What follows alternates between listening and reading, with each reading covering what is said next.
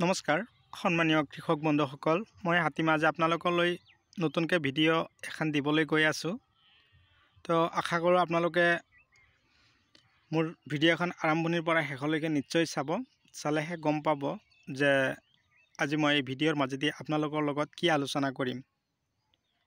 তো প্ৰথমতে মই আপোনালোকক জনাবলৈ গৈছোঁ যে মই আজি মটৰমাহ হাইব্ৰিড জাতৰ মটৰমাহ খেতি লৈ আলোচনা কৰিম। মই আপোনালোকক যিখন খেতি দেখুৱাই আছোঁ ইয়াত অলৰেডি 1.5 বিঘা মাটিৰ মটৰমাহ খেতি আছে। এই বছৰত কিন্তু মটৰমাহৰ দাম আটাইতকৈ বেছি গ'ল। বজাৰত ইয়াৰ চাহিদা বহুত বেছি আৰু যিসকল কৃষক বন্ধুৱে মটৰমাহ খেতি কৰিছে এখেতে কিন্তু বহুত টকা ইনকাম কৰিব পাৰিছে। বিঘাই প্ৰতি ধৰক মিনিমাম 70,000 পৰা 80,000 টকাকৈ ইনকাম কৰিছে। তো আপোনালোকেও যদি এনেকুৱা মটৰমাহ কৰিম বুলি ভাবিছিল বা ভাবিছে তেনেহ'লে আপোনালোকে এনেকুৱা ধৰণৰ খেতি আপোনালোকে এতিয়াও কৰিব পাৰে। বৰ্তমান জানুৱাৰী মাহ চলি আছে। তো নতুন বছৰৰ প্ৰাকক্ষণত আপোনালোকে পাৰিলে এনেকুৱা ধৰণৰ মটৰ খেতি আপোনালোকে কৰিব পাৰিব। মটৰমাহ ইয়াত হাইব্ৰিড জাতৰ মটৰমাহ লগোৱা হৈছে।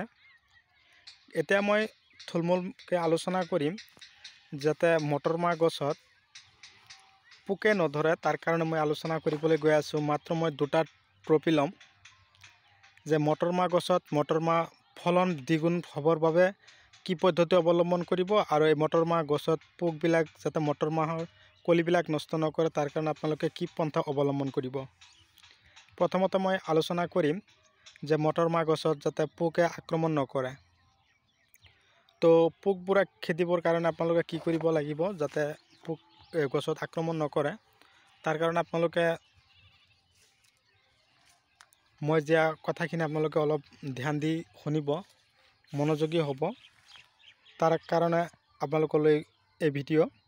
তো কথা হ'ল আপোনালোকে যদি মোৰ চেনেলৰ নতুন হৈ আছে তেনেহ'লে মোৰ চেনেলখন ছাবস্ক্ৰাইব কৰি ল'ব আৰু কাষত থকা বেল আইকনখন অন কৰিব।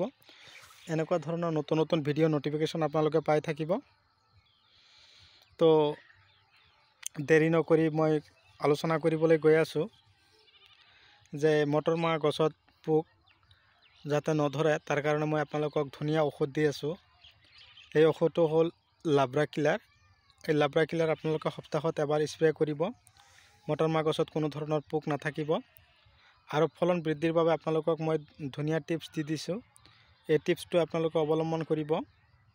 তাৰ কাৰণে মই আপোনালোকক কৈ দিছোঁ যে প্ৰথমতে আপোনালোকে কি কৰিব, 2 পৰা 3টা কল ল'ব। কলৰ ছাল ভিতৰি যিখিনি কল আছে এইবিলাক আপোনালোকে খাই দিব। ওপৰৰ ছালখিনি 3টা কলৰ ছাল, লগতে 1 বা 2টা লেবুৰ ৰস আৰু পিঁয়াজৰ যিমান পাৰে আধা কিলো পিঁয়াজৰ ছাল যিমান হয় সেইখিনি কলৰ ছাল, পিঁয়াজৰ ছাল আৰু 2টা লেবুৰ ৰস ওলাই পানীৰ মাজত ভিজাই ৰাখিব। সেই পানীখিনি স্প্ৰে মেচিনত ভৰাই ধুনীয়াকৈ ৰাতিপুৱা আপোনালোকে নহ'লে আবেলি সময়ত এনেকুৱা ধৰণৰ গছ যদি আপোনালোকৰ হৈছে, মটৰমাহ আহিব বুলি সময় হৈছে, 2টা ফুলো আহিবলৈ আৰম্ভ কৰিছে, সেই প্ৰাকক্ষণতে আপোনালোকে সেই গছখিনিত ধুনীয়াকৈ ঔষধখিনি স্প্ৰে কৰিব। তো কথা হ'ল মই কোৱা মতে এই খেতিত স্প্ৰে কৰিও আছে।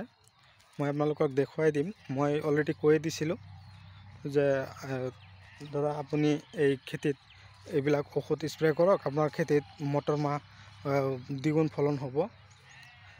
খেতিত স্প্ৰে কৰি আছে। তো আপোনালোকে যদি এনেকুৱা ধৰণৰ খেতি কৰিম বুলি ভাবিছে তেনেহ'লে এই টিপছটো আপোনালোকে অৱলম্বন কৰক।